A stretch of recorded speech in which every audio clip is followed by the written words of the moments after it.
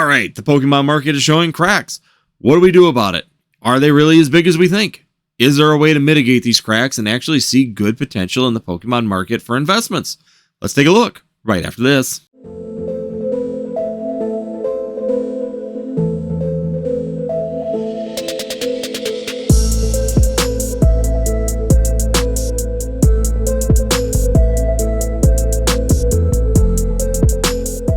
All right, guys, I'm Andy with Northwoods TCG, and today we're going to be talking about the cracks in the Pokemon investment market. That's right, we keep hearing about them. A lot of YouTubers keep bringing them up. We keep hearing about all the potential problems and troubles that we're going to have in the Pokemon market. But overall, are these really legitimate things? Should we be concerned about all of them? And which ones are we going to be actually concerning ourselves with in the future? Well, today I'm going to go after a specific video, and he had some very good valid points, but I'm going to put a twist to that perspective. But before I do that, if you're new here, be sure you hit that subscribe, hit that notify, and last but not least, hit that like button. Be greatly appreciated. Help the channel along. Like I said, I was off for about 3 weeks and it hurt the algorithm, and you people can be the people to help me out. So make sure you hit that like button to keep this channel moving along. So, video I'm going to be going after today is going to be Alex from Nostalgianomics. Now, don't come after me. I'm not being mean to Alex. I think he had a very legitimate point. It was a very good video, and it had some very good points overall when it came down to it and how he discussed things in the overall perspectives. Now, I'm going to put in a counter perspective to it because, yes, he wanted it in the comments. I'm not going to write a novel in the comments. I can do this in a video, and I thought it was a very good video to discuss some of these cracks that people are concerned about. And like I said, you can usually legitimately work these cracks out and understand that, hey, these may not be as bad as we think, and there might not be much legitimacy to these particular cracks. Now, the troubles that he points out that could be considered cracks are there, and they could actually go both ways. So the first one I'm going to be talking about that he was discussing was going to be, of course, talking about the opening of new markets. Now, Pokemon has made it a big deal the last couple of years to open up new markets for their products. Typically, it's been the same markets for quite a few years. We've been in, the Japanese, Canadian, English. So we're running into United States, Canada, UK. You had Australia, you had the Spanish markets, you had German, French, and you had these specific markets that they were in for a long period of time. Once again, it was still a global company, but overall the markets were pretty much set and have been set for a long period of time. They had done Chinese and Korean in the past, but they backed out of it somewhere right in the WotC era. And I don't even remember when exactly that they went away, but I do know that there were base set for sure all the way through the first few sets of Pokemon where they actually were in all these languages prior in very, very small markets in the Chinese market at that point in time. Now, the real question is, and overall is that opening up these markets, could that potentially cause issues futuristically? And yes, you could technically saturate a market with a lot of different languages, but the same artwork, which may diminish the pricing of some of these products overall. But we haven't seen that in the past. These markets have been there before. A base set Charizard hasn't lost value because of all these markets being there, and even though they went away, the cards are still there and the artwork is still in play. So it hasn't exactly been something that isn't a factor, and it hasn't been a factor in the past. So moving on to it, is there a potential good side to these potential markets? Yeah. You think about it, Pokemon only has so much printer space, right? If they only have so much printer space, then they have a limitation for how much they can print. Now, if you look at this for the overall market currently, even in English, they bought the Millennial Print Group. The one concern that we had with the Millennial Print Group is that they were going to print and print and print and print and overprint everything just because they wanted to keep those machines running, because the printers running makes money and keeps employees hired, and they don't have to worry about trying to find work for employees, especially as some of the contracts that they had may have ran out. Now, I don't think that they've utilized the Millennial Print Group for the Chinese or the Korean market to this point in time. I do know for sure that the Japanese printers actually print the Chinese and the Korean versions, from my knowledge. Korean was the one I couldn't find a for sure, but the overall consensus has been that they are actually printed in the Japanese printing facilities also. Chinese, for sure, I have found are printed in the Japanese facilities. So we do know where those particular sets are printed, but that could also be a relief for the Japanese market. They could reduce the amount of print that they do on their sets, which means there might be more demand in those markets, and thus creating more demand on the Japanese products because of the supply and demand dynamic. You have less supply, then the demand is there, the pricing goes up. Once again, if you're looking at this from a secondary market aspect, there might be some good things for this so the printers have something to do. Them capitalizing that and not using the Japanese printers now for the English market and using the Millennial Print Group. The Millennial Print Group that I know of is doing Japanese or doing French, they're doing German, they're doing Spanish, and they're doing English. So once again, we're seeing this kind of conglomeration of these things, but it keeps the printers running. It opens up new markets. If the Japanese facility gets overran, and I don't know if Pokemon owns a facility in Japan. I don't think they do. They rent that also. But if they get overran, they may use a Millennial Print Group in order to supplement some of those cards, which means less English product gets printed, less Spanish product gets printed, less French and German all get printed, which means less supply, continued demand will equal better profitability on these particular sets. Like I said, it's hypothetical, but if you sit there and think about it, having more markets to go to can sometimes be a good thing. If you're looking at the value of an English market, English could see benefits for Chinese being a new marketplace, especially if you think of 1% of that population has an interest in Pokemon cards, how many people that actually is, and how many cards they have to print in order to meet the demands of that new market. It's crazy. And if it goes up by even 0.25% per year, how many millions of people that adds in? It's just a crazy number to think about in that Chinese market. So once again, at some point, they're either going to have to put a Chinese printing facility in, or they're going to have to use the English and the Japanese printing facilities in order to meet the demands of the Chinese market. Something to look at. Benefits for our markets.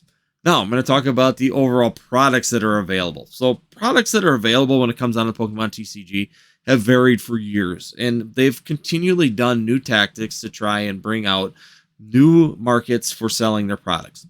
Now, this year we've seen a new abundance of different products. We've seen the 6-pack bundles be released here at the end of 2022, beginning of 2023, and have been moving forward. We have seen now some 3-pack little boxes for Fusion Strike, Astral Radiance, and Lost Origins show up at the stores. Once again, these products are new. They might be in test phase. Maybe it's a new way to push these products out to the market. Once again, when you can generate sales by making products available to people and giving them possibly a little bit of a reduction in price, which what I've seen with the middle 3-pack boxes, they're a little bit cheaper than if you were to purchase the actual cardboard sleeves. 6-pack bundles, they're actually a little bit cheaper than buying ETBs of equivalency. You sit there and you go price per pack, you save yourself about 50 cents per pack buying a 6-pack bundle versus the equivalent ETB. Once again, more value means people will potentially buy more product. That is what Pokemon's trying to do. Mini tins have been around since 2000, and found videos all the way back to 2018 and when products released. Really, it was the Kanto Power Tins, which I believe were at the end of 2018, beginning of 2019, were the release of mini tins. So mini tins have been around for quite a while when it comes down to the overall market. Other products that they continue to do, like the booster packs and things like that, are just fun. I actually enjoy them for Halloween. I give them away as trick-or-treat packs. Awesome little products to be able to promote things. When it comes down to it, the Pokemon Center and Pokemon International will continue to create products to try and move product. Once again, patching cracks, right? If they got an abundance of product and they can't sell, they need to change the packaging and what's available to people to entice people to buy them. So they may put out a tin that may have a specific packs in order to try and sell them. Yeah, you'll get one Evolving Skies pack, but you'll get 3 lesser desired packs. They always play that game. They'll put desired packs with less desirable packs so that they can sell them as a group. They're going to continue to do that. Nothing's going to change. That's just their scheme and how they've always done things. We've always seen an evolution. At one point, Elite Trainer boxes were new, all the way back in black and white. So once again, they are continually trying new theories and new packaging, new distribution methods to try and continue to move product. Sometimes the more options people have, it can get confusing and less sales. Sometimes the more options you have, the more opportunity you have to sell to different individuals who are looking for specific things. Some people can't afford a 6-pack bundle, but they can afford a 3-pack bundle. They're saving value over buying 3 individual packs. They're getting that 3-pack bundle a little bit more price. Once again, these products are continuing to evolve and change over time, and they will continue to do that. That's a way of Pokemon trying to fill up some cracks. They're covering things up by moving product, getting it out in different manners so people will purchase them. Once again, not a bad thing. Overall, I think that there's some really good opportunities when it comes down to these products. Last thing that I'm going to sit here and put on here is going to be set release. Set release has been the same since the release of Pokemon. You usually get 4 sets per year. There's only been a couple exceptions to that, and one of them was with, of course, the end of Gen 3.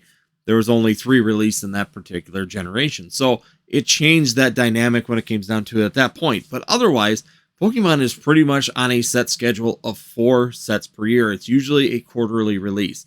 You see 1 set per quarter in the English market. Goes all the way back through as far as I can remember. Once again, that's not abnormal. Holiday sets. They usually do 1 holiday set per year. Now, there have been some small exceptions to this, of course, when we've seen, like, for example, Shining Fates and Celebrations were released in the same calendar year. Next example of that, we've had Crown Zenith, and we have Pokemon 151 here in 2023. Once again, it's not every year. Overall distribution remains the same. McDonald's sets, they show up every year or two. Not surprising. Pokemon has been pretty consistent when it comes down to the release schedule of Pokemon TCG. Overall, the one thing that I would complain about when it comes down to it is the size of the sets. The size of the sets sometimes have been getting pretty astronomically big. If we're looking at the next holiday set coming up here at the beginning of next year, that holiday set is looking like it's going to be very large. We're looking at 331 cards right now based on the Charizard that we've seen released as the Shining Charizard for the next Shining Treasures EX set. That's a big factor when it comes down to it. Once again, an extremely large set in the Pokemon TCG. But if we look at the release schedule now, we've had the release of Paradox Rift here at the end of the year, and I don't believe we're having another set released until March of next year. So that's going to be a very large gap between expansion set releases in Pokemon TCG, which means at some point next year, we're probably going to have a close release. We had the same thing happen in 2021. People sometimes forget that we had Chilling Reign, Evolving Skies, Celebrations, and Fusion Strike all released within 5 months of each other. We had 4 sets in 5 months. It was a crazy time. There was a lot of product. But once again, it wasn't as complained about then due to the fact that we had a lot of hype in the market. And if you've got a lot of hype, people don't see those kind of them faults because people just ignore it because there's a lot of product and people are eating it up. So it's going away, and it's a big factor is that now that the market isn't as hot, it seems like a lot.